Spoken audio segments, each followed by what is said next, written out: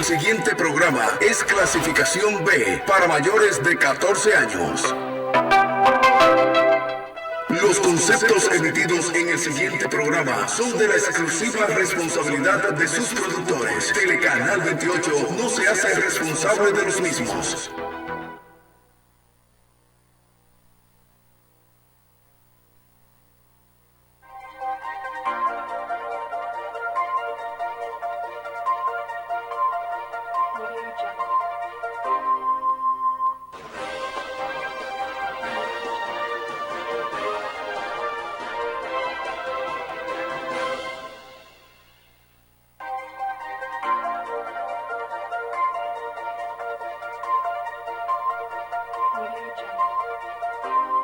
Señores, en el día de hoy, a pocos días de que el año 2023 pase a ser 2024, contamos con la presencia de dos profesores, Sucre Rosario y el decano de la Facultad de Ciencias Económicas y Sociales de la Universidad Autónoma de Santo Domingo, el profesor Antonio Siriaco. Ellos van a hablar del balance económico de la República Dominicana durante el 2023. Pero antes yo quiero inmediatamente pasar a un video para que ese video usted le preste mucha atención y luego de ese video vamos a compartir con los dos profesores de la Universidad Autónoma de Santo Domingo, el director el decano de la Facultad de Economía y el profesor Sucre Rosario, profesor de Economía del Desarrollo. Vamos a poner el video para que le presten mucha atención a ese video, por favor. Señores, una meritocracia invertida, donde los puestos más altos están garantizados para ¿quiénes? Los hijos de los millonarios, los hijos de los poderosos. En verdad, realmente lo que sucede es que en esa posición, aunque ya tengan acceso a la mejor educación, a los mejores lugares, incluso a los mejores puestos, definitivamente no es la gente más capaz ni con más potencial. Pero simplemente porque tienen acceso a esos lugares, dominan esos lugares y se perpetúan en el poder. Cuando se crea un proceso de selección meritocrático, en el que la producción del mérito está cada vez más sesgada por el ingreso de los padres, se termina con una meritocracia hereditaria. Los niños del 1% más rico de la distribución de ingresos tienen 77 veces más probabilidades de asistir a una escuela de Ivy League que el 20% más pobre. A medida que las universidades inclinan sus admisiones hacia los ricos, no solo están dejando atrás a los estudiantes talentosos de bajo ingreso, también están elevando a los estudiantes ricos mediocres sin mérito. En el 2016, los investigadores enviaron cientos de currículums a diferentes bufetes de abogados de alto nivel. Eran idénticos en títulos y en promedios de calificaciones, pero los investigadores modificaron las actividades extracurriculares para que algunos candidatos parecieran ricos. Tenían hobbies como hacer velero, música clásica, y los pobres tenían hobbies como atletismo, música country. Al final del estudio, los hombres de clase alta habían sido invitados 12 veces más a las entrevistas que los de clase baja. Imagínense el sesgo, las mismas calificaciones y las mismas universidades, solo con hobbies de la clase alta y hobbies de la clase baja. Los hobbies de clase alta obtuvieron 12 veces más invitaciones que los hobbies de clase baja. El 70% de los niños nacidos dentro del 1% de mayores ingresos terminaron trabajando en la empresa de su padre en algún momento de sus vidas. Un porcentaje mayor que cualquier otro grupo de ingresos. En 2006, los investigadores descubrieron que casi un tercio de los nuevos directores ejecutivos fueron contratados a través de una conexión familiar. Una cuarta parte de los 1,115 de la lista Forbes está relacionada con al menos otra persona de la lista. Una de cada 4 personas de los 1,100 de la lista de Forbes, de los más ricos del mundo, es pariente de otro miembro de la lista Forbes. ¿Y la meritocracia, papá? ¿Dónde está? Más bien es puro nepotismo. Y no solo puro nepotismo, aparte es demasiado peligroso, porque le estamos dando a estos nepo babies oportunidades que definitivamente no merecen y están desperdiciando. Podríamos ya tener personas con muchísimo potencial que nacieron de niveles socioeconómicos muy bajos accediendo a estos lugares, pero ni siquiera por su talento pueden llegar, porque los nepo babies agandallan y ocupan todos estos espacios. Hay un número fijo de personas que serán de clase alta en el futuro, y las élites tienen las herramientas herramientas para asegurarse de que sus hijos estén entre ellos. Pero cuanto más poder tengan y más valgan, más perjudicial será para todos los demás. Esta es la manera en cómo el neopotismo nos está destruyendo como sociedad. Esta es la manera como estos niños de papi, estos hijos de papi, estos hijos privilegiados están acaparando los lugares y obteniendo la mejor educación y el acceso a las mejores condiciones materiales con el peor de los talentos. Mientras, muchísima gente con muchísimo más potencial, con más calidad incluso para trabajar, no tiene oportunidad para llegar a estos lugares, ni siquiera para aprender y mostrar de lo que son capaces. Esto es otro de los maleficios que existe en este capitalismo tardío y en la supuesta meritocracia, que realmente nada más es que un neopotismo o una meritocracia genética, donde sí, donde naces es altamente determinante donde vayas a morir.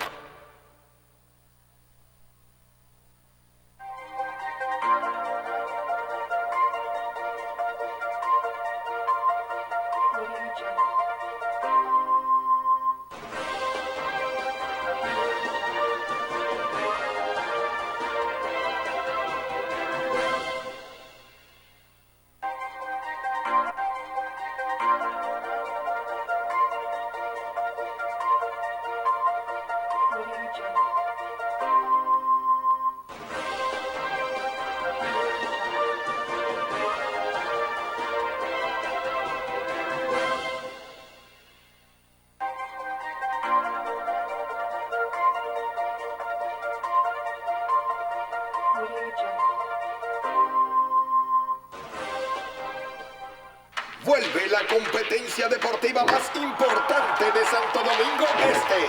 Juegos Deportivos Municipales 2023. 3.500 jóvenes atletas, 15 disciplinas, más de 1 millón de emociones.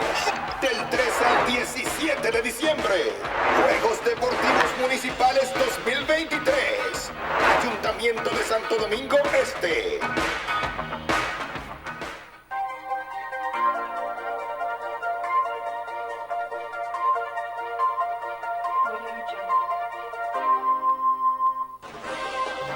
Señores, la historia, dicen que la historia no se repite, pero hace más de 15 años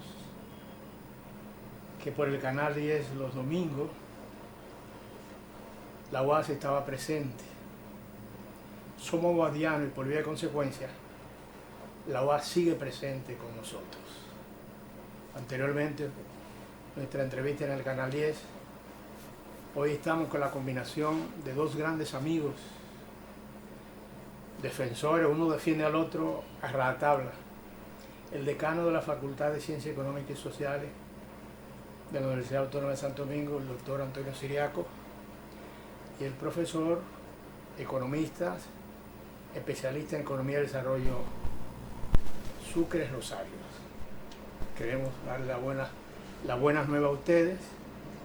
Y precisamente le damos la bienvenida a Sucre para que en realidad reencauce estos 20 minutos de programa, porque precisamente el programa tiene una duración de media hora, pero tenemos solo 20 minutos de programa.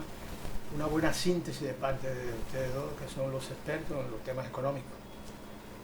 Maestro Sucre, es importante que el doctor Antonio Siriaco, decano de la Facultad de Ciencias Económicas y Sociales de la Universidad Autónoma de Santo Domingo, inicie la exposición. Bueno, para mí, como decía Montero, es como regresar otra vez a los inicios y me complace realmente estar contigo, Montero, en tu programa siempre National Project, y conjuntamente con el maestro Sucre, que fue que también me introdujo al programa National Project, y que yo creo que hoy es importante hablar un tanto sobre la evaluación de la economía dominicana, cómo va a terminar, las proyecciones, que yo creo que es un elemento, hacer un balance importante. Y todo esto nos permite reconsiderar también el mismo modelo económico dominicano, ¿no?, que se sustenta en básicamente sectores quizá de baja intensidad tecnológica, de recursos naturales, como es el caso del turismo, o el caso, por ejemplo, de las industrias de zonas francas de baja intensidad tecnológica, y básicamente todos sectores conjuntamente con otras actividades que vienen del exterior, como es el caso, por ejemplo, se reciben en la República Dominicana, y que eso conforma un sector servicio que es el que a partir del año 1985 se ha configurado en la economía dominicana, un sector que hasta ahora ha sido el sustento del crecimiento económico. La economía dominicana es una economía que crece mucho, básicamente, pero redistribuye poco. Y eso es un elemento que yo creo que hay que reconsiderarlo, ¿no? Si uno analiza este año 2023, uno dice, bueno, ¿cuáles fueron los sectores que más crecieron? No sé, que el sector turismo creció muchísimo. La República Dominicana va a recibir este año alrededor de 10.000 millones de dólares en remesas. Y básicamente otros sectores que están muy vinculados con el exterior, como el caso de la zona franca, quizás no han tenido ese desempeño porque hay que también tomar en consideración el entorno internacional. Cada vez más las economías están más interdependientes, globalizadas, y todo el tema geopolítico, que es una figura, es un elemento montero que ha resurgido en los últimos tiempos con fuerza, porque también el mundo vive un proceso de recomposición en el orden económico mundial, una potencia emergente, hay que decirlo, como China, que le está haciendo cada vez más, le pisa los talones a Estados Unidos. Todos esos son elementos que hay que tomarlo en consideración ya hoy en día. Y las economías, como la economía dominicana, que es una economía pequeña pero abierta, está muy propensa a los choques externos internacionales. Por eso yo creo que hay que verse en sí mismo y ver, quizás, ojalá que a partir del año 2024 se comiencen a hacer reformas importantes en el aparato productivo en la República Dominicana, en el sector industrial. Por ejemplo, el maestro Sucre, que ha trabajado en el sector industrial, que es un sector que, si no hay un desarrollo del sector industrial, es difícil que las economías tengan un desarrollo, vamos a decir, con transformaciones importantes en el tejido social, en términos redistributivos. De manera que, así grosso modo, este año 2023 es un año también que se caracterizó por las políticas monetarias que iban combatiendo la inflación, y que en cierta manera eso generó toda una especie de ralentización de sectores importantes, y la economía dominicana este año va a terminar con un crecimiento del 2.5, muy por debajo del crecimiento potencial. Pero eso no es una catástrofe, porque el mundo y la economía mundial va a terminar creciendo menos. Profesor Sucre, la materia económica, la preocupación que tengo como ciudadanos dominicanos es que la materia económica ha puesto mucho énfasis en un sector servicio, en turismo y en el tema de la zona franca. ¿Cuál es su valoración? Yo tengo una opinión, una concepción muy negativa sobre el tema de la economía nuestra, porque la matriz donde se ha fortalecido en dos sectores importantes que para el desarrollo del país, al margen de lo que es el desarrollo de la maquinaria y de otra fuerza productiva, estamos en una situación de una economía de servicio. ¿Cuál es su condición? Los motores de crecimiento de la economía, como decía el doctor, el compañero Antonio Siriaco, tiene un problema serio en materia de uso de tecnología y de conocimiento. Para abordar, por ejemplo, la transformación que permita elevar la condición nuestra de país de ingreso medio en la que estamos entrampados, hace falta obligatoriamente hablar de educación de calidad, ¿verdad, doctor? ¿No? Sí, claro. Hay que hablar de conocimiento, hay que hablar de tecnología, hay que hablar de innovación. Y más ahora, en la que estamos en un contexto de una revolución científica, pero una revolución tecnológica que está por encima de la revolución científica. En contexto de revoluciones científicas, los países atrasados como nosotros pueden beneficiarse de los grandes descubrimientos y los avances que se plantean los países desarrollados, y pueden aprovecharse de eso, como han hecho los tigres asiáticos, ¿verdad? Con Japón a la cabeza. Aprovecharon bastante conocimiento, ¿no? Dentro de la teoría económica, los teóricos, está la idea, por ejemplo, que plantea Carlota Pérez y los neochupeterianos, que plantean que en contexto de revoluciones científicas el conocimiento muchas veces es gratis en los centros. Y los países entonces pueden hablar de aprovechar esos conocimientos. Entonces nosotros estamos con un ingreso medio, que es en un renglón, un área de $1,000 a $12,000 per cápita. Para nosotros hablar de desarrollo desde el punto de vista de ingreso, el desarrollo puede plantearse, como decía Amartya Sen, ¿verdad? Claro. Como desarrollo humano. Pero la pregunta que usted me planteó tiene que hablar de la matriz productiva, tiene que hablar de nuevos productos. O sea, hay que hablar de la diversificación del sistema económico, del área productiva. O sea, hay que hablar de eso porque... Y entonces para abordar eso obligatoriamente hay que hablar de tecnología y de innovación, que es la forma de crear nuevos productos, nuevas empresas. Ahí está el problema clave, fundamental, para crear una transformación, un cambio estructural. Aquí hay que hablar de cambio estructural. O sea, está la diversificación productiva, que tiene que incorporar obligatoriamente en el área industrial, renglones industriales en las que nosotros podamos producir y vender en el exterior con ventajas, tenemos que tener claro, ventajas comparativas. Que la electricidad de la demanda tiene que ser mayor a 1, ¿verdad? Para claro, colocarse en productos con una electricidad de ingreso mayor a 1. que sean demandados. Que sean demandados en el exterior, porque la economía nuestra es muy pequeña. Si bien es cierto, por ejemplo, el turismo, como hemos hablado, doctor, nosotros, ¿verdad? De que el turismo ha ayudado a muchos productos nuestros industriales, lo acoge. Claro. Pero para nosotros escalar hacia un país desarrollado con un ingreso alto, ¿no? De $19,000 a $23,000 per cápita, que es el aspecto fundamental para hablar de desarrollo. Eso cuesta, eso no se puede hacer con café y cacao. Eso no se puede hacer con turismo, no se puede hacer con zona franca. Aquí pueden haber, ahora hay más de 200,000 empleos en zona franca, pero puede haber 1,000,000. Y el ingreso per cápita nuestro no es verdad que se va a subir más de ahí, de lo que está. ¿Cuál es el ingreso per cápita? El ingreso de la zona franca. Es un ingreso de subsistencia.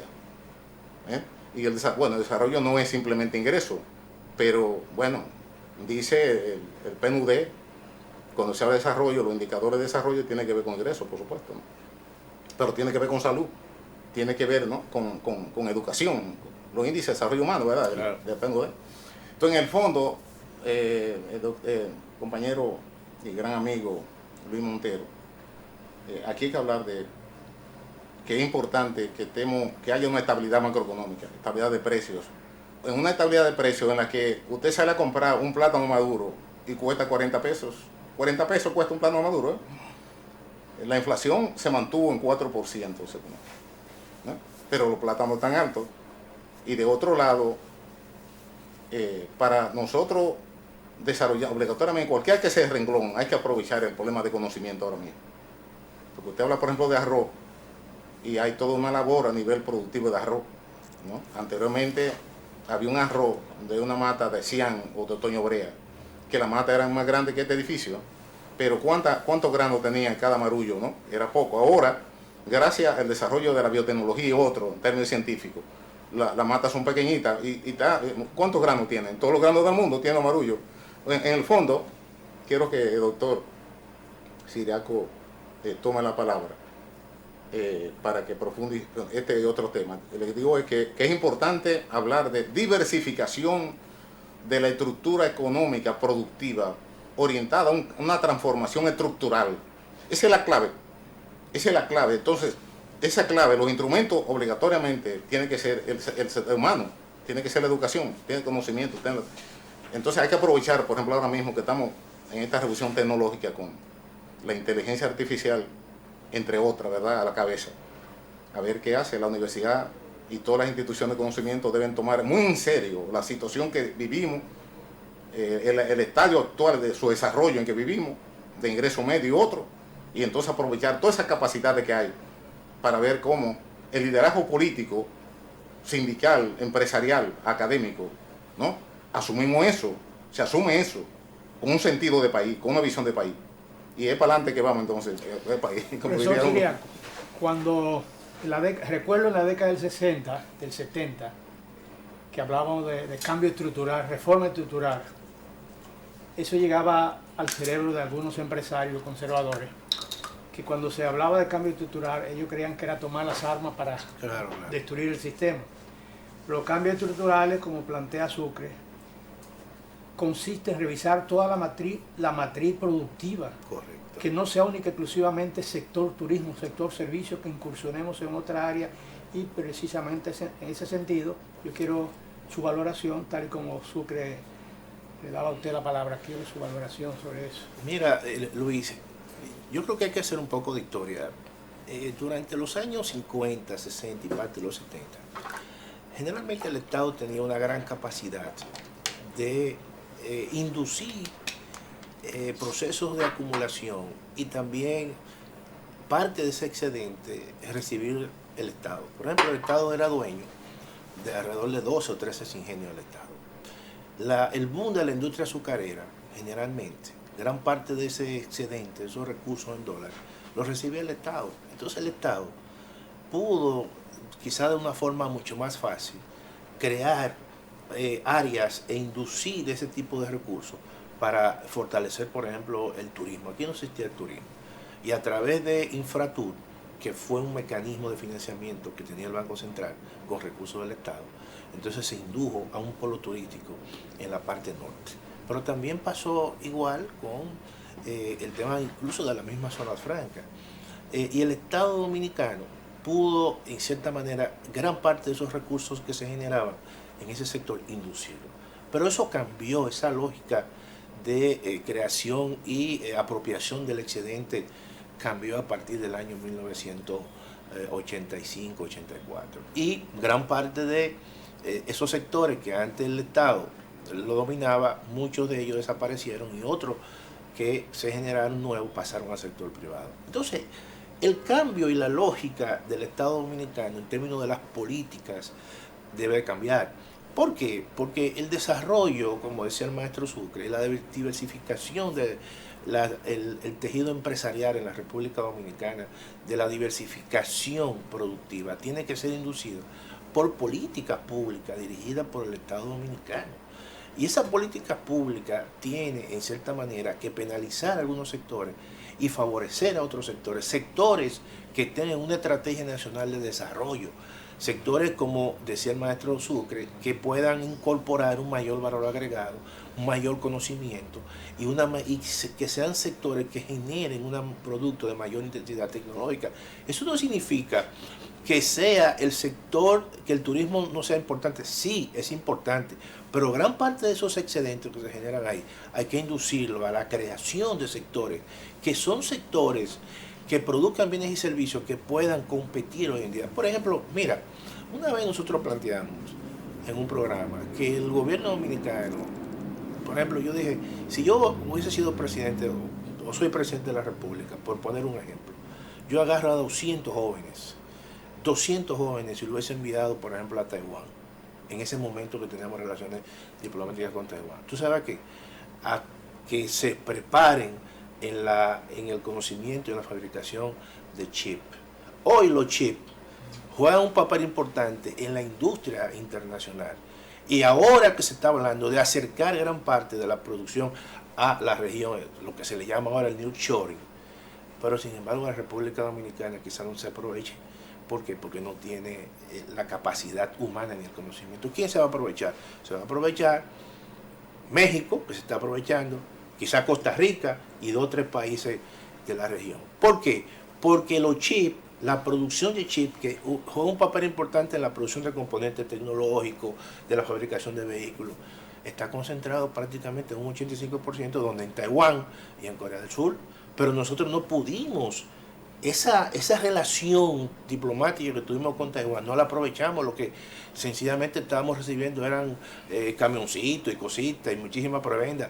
Oye, cuando en realidad ese tipo de relación hay que aprovecharla en el sentido de cómo tú capturar el conocimiento que se genera en esos países asiáticos. Podemos hacer lo mismo también ahora con China. Entonces, lo que quiero decir es que el desarrollo implica un esfuerzo deliberado del gobernante, de la clase política, una visión realmente para nosotros decir que en los próximos 20 años queremos que la industria dominicana sea una industria que se especialice en productos que sean, como decía el maestro Sucre, altamente demandados, con elasticidad mayor que uno, porque el turismo está bien, perfecto, un sector que no cae del cielo, porque nosotros tenemos las condiciones necesarias, no hay que hacer esfuerzo para que el turismo en la República Dominicana se desarrolle. Aprovechemos esos recursos que entran por el turismo para inducirlo a aquellos sectores que verdaderamente van a ser importantes en los próximos 10 o 20 años. Profesor, el desarrollo territorial y la revisión de los currículos en todos los niveles, a nivel de las universidades y a nivel de las escuelas públicas, ¿no consideran ustedes que juega un papel muy importante en cuanto a los planes y proyectos de desarrollo futuro que el país necesita? Mira, Luis, y con esto también para darle la palabra a Sucre, que es maestro, pero déjame decirte lo siguiente: las universidades y la UAS hoy en día está concluyendo un rediseño curricular por competencia. Siempre en las universidades públicas la situación es más lenta que en universidades privadas, por el tamaño de la universidad, por las características de la universidad. Pero por lo menos la Facultad de Ciencias Económicas y Sociales ya tiene listo y le entregó al órgano correspondiente su propuesta de planes con un rediseño curricular por competencia. ¿Qué significa eso, por ejemplo, para que la gente entienda? Generalmente la currícula que tenían las universidades en su gran mayoría era por objetivos, que eso enfatizaba hoy en día las habilidades, vamos a decir, técnicas, quizás la dura, pero hoy en día también se requieren profesionales que tengan habilidades blandas en el sentido que puedan construir un liderazgo, ser empático. También hay habilidades tecnológicas que hay que aprender. Hoy en día, por ejemplo, con eso que decía el maestro Sucre, con la revolución tecnológica se está dando un caso importante, que es una revolución que está impactando sectores tan importantes como el que nosotros estamos, como la televisión, como las redes sociales, y qué hablar, por ejemplo, en el campo de la medicina. Todo eso, la incorporación de la nanotecnología, la incorporación del Big Data, la incorporación de la robótica, todo eso es importante. Y entonces hoy en día la UAS está inmersa en eso y se le está dando prioridades a una serie de, por ejemplo, de campus que la universidad hace tiempo que lo venía fomentando, porque la UAS es la primera universidad que abrió una escuela de matemáticas. Y hoy en día se habla de las carreras STEM, ciencia, tecnología y matemática, pero la UAS la tenía ahí. Y fíjate, para que tú veas, y hoy en día eso juega un papel importante en el cambio tecnológico, la ciencia, la tecnología, pero también el liderazgo, la empatía, la construcción. Por ejemplo, hoy en día un líder requiere no solamente de las habilidades técnicas, sino que pueda expresarse bien, que pueda construir un liderazgo en su entorno. ¿Por qué?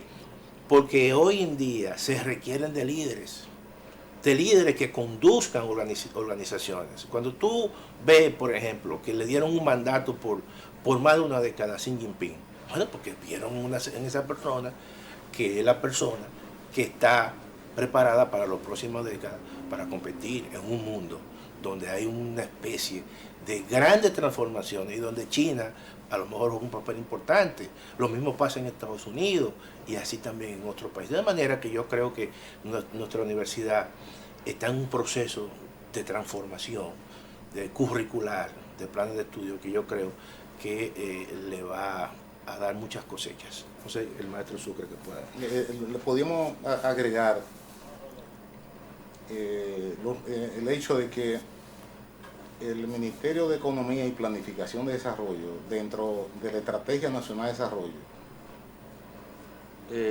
ha contemplado unos consejos de dirección municipal, provincial, regional y el Consejo Nacional de Desarrollo Social, ¿verdad? Claro. Ahí está la estructura de planificación del país y eso toma en cuenta lo que usted planteó al territorio. Claro. Ahora, Pavel Issa, que está al frente de eso, ha planteado que se está recogiendo, se está tomando en cuenta las regiones, como usted planteó, y hay una distribución por 10. El país se ha dividido en 10 regiones, ¿verdad? Claro, en 10. De planificación. Ya hay una ley. Ya, hay una ley, sí. Correcto. Entonces, ahí se plantea recoger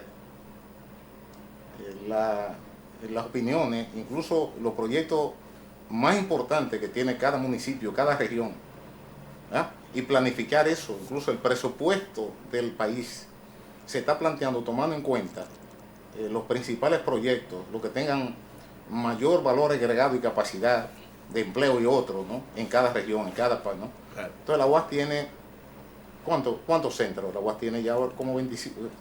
Ya la UAS está a nivel nacional. A nivel nacional, en todo. Entonces, en todas las provincias. Esa universidad suya que usted plantea, que usted de ahí, compañero Montero, tiene un papel importante para jugar en el desarrollo, un proyecto de desarrollo territorial que claro. toma el territorio como aspecto central. Ella como centro de atención del conocimiento, claro.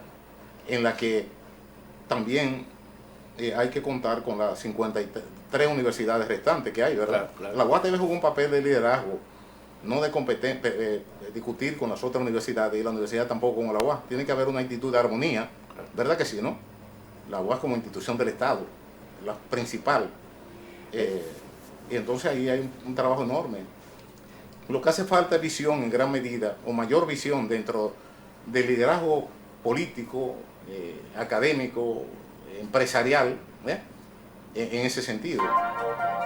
Por ahí el futuro del país sería otro, ¿no? Sería otro, o sea, sería tener una buena visión de futuro, este enfoque que estamos planteando actualmente. Profesor, finalmente, esas 10 regiones contemplan montañas, y esas montañas están muchas de ellas preñadas de recursos naturales. Por ejemplo, estudios que han hecho expertos geólogos norteamericanos que le han suministrado información a la UAS, llega a la conclusión de que muchas de esas montañas están, como dice el poeta, preñadas de oro. ¿Consideran ustedes que esos expertos que nosotros tenemos, esos geólogos que han estudiado, son egresados de la Universidad Patricio Lumumba, esos técnicos que tenemos nosotros también de la UAS, no deben aprovechar el oro para que no sea un instrumento que se lo lleven del país como materia prima, y nosotros dedicar y ingente esfuerzo a planificar el desarrollo para usar el uso del oro, el uso de esos recursos naturales, con políticas bien definidas, 50 para usted y 50 para nosotros? Mira, yo creo que, por ejemplo, viendo el caso ya muy paradigmático de Bolivia, ¿no? Bolivia agarró sus recursos naturales y dijo, mira, yo voy a cambiar contratos y el mayor porcentaje del contrato tiene que ser para la sociedad boliviana. Y eso pasó aquí, en cierta manera, con el caso de la Barrigol. Las transformaciones, y eso hay que decirlo, que se hizo en el gobierno de Danilo Medina, de, ¿verdad?, un contrato que era 97.3, lo transformó en 51. Y eso está bien. Lo que nosotros tenemos que utilizar, los recursos para inducir gran parte del desarrollo. Al final, los países que dependen mucho de recursos naturales y no utilizan ese excedente para transformarlo en industria, que sean industrias sobre la base del cambio tecnológico, bueno, se agotan los recursos. Lo que hay que usar ese excedente precisamente para fomentar sectores que sean sectores vinculantes con el cambio técnico y con las transformaciones que se están dando hoy en día en el mundo. Los países, por ejemplo, Bolivia, están hablando de litio, por ejemplo, están usando en México, claro. Hay muchos recursos que los países... O Argentina, por ejemplo. Argentina. Profesor Sucre Rosario, mi querido amigo, profesor Antonio Siriaco, director de la facultad, decano de la Facultad de Economía de la Universidad Autónoma de Santo Domingo. Ustedes dos siempre responden al llamado. Pero toda esta conferencia magistrales que nosotros hemos impartido y con la participación de ustedes, nosotros la vamos a reproducir en un CD para ofertársela al público. Gracias por venir, y este espacio es de ustedes las veces que ustedes la consideren de lugar. Y de la UAS, ¿verdad? Claro. Este programa de Sí, la sí, UAS, sí, sí. ustedes son la UAS. De la Facultad de Economía. Muchas gracias, Sí. Luis Montero, Mucho siempre. gusto, ¿no?